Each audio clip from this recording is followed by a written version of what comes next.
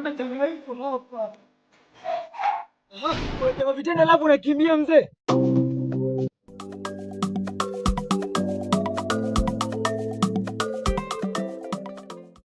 Rahitu simkataza hivi. Unajua nyinyi wanawake mnatufanya sisi kuwa machizi.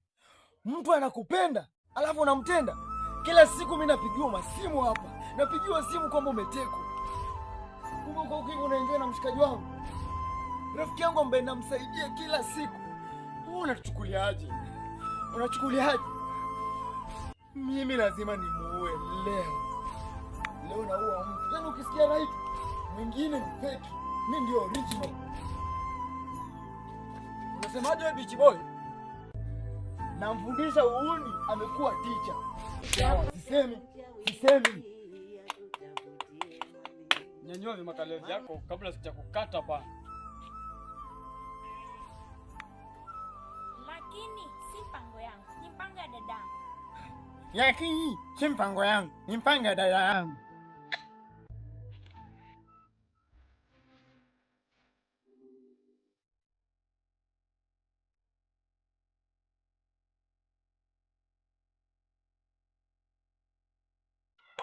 Umeamua bichi boy.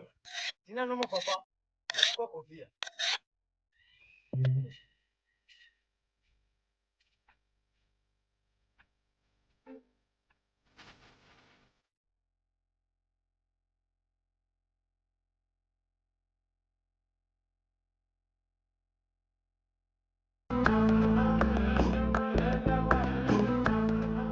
Kwa ngumu. Ndio jamaa kutauni anatafuta connection. Na unaona aje kama tukipata jamaa mtore? Wallahi hapo umechora. Tatizo tutapata pia jamaa. Dakika moja.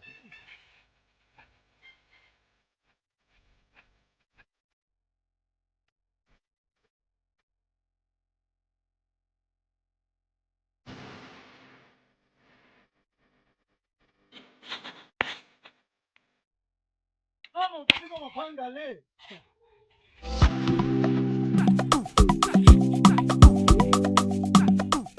Wewe. Nilikuja kwako kukutembelea.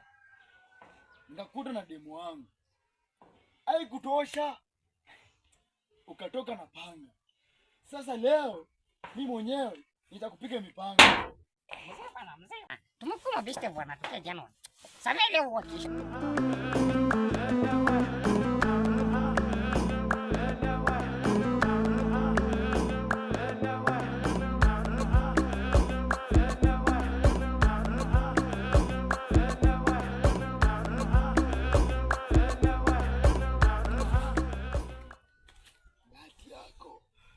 Oya Raitu, namtaka mdogo wangu.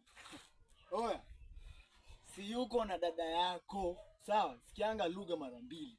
Si yuko na dada yako. Huyu hapa ndo amechukua dada yako na anaishi na yeye. Mpeleke penye dada yake hapo. Oh.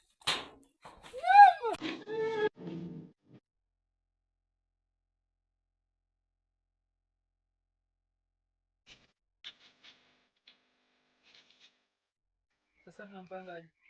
Siko hivi. Yeah.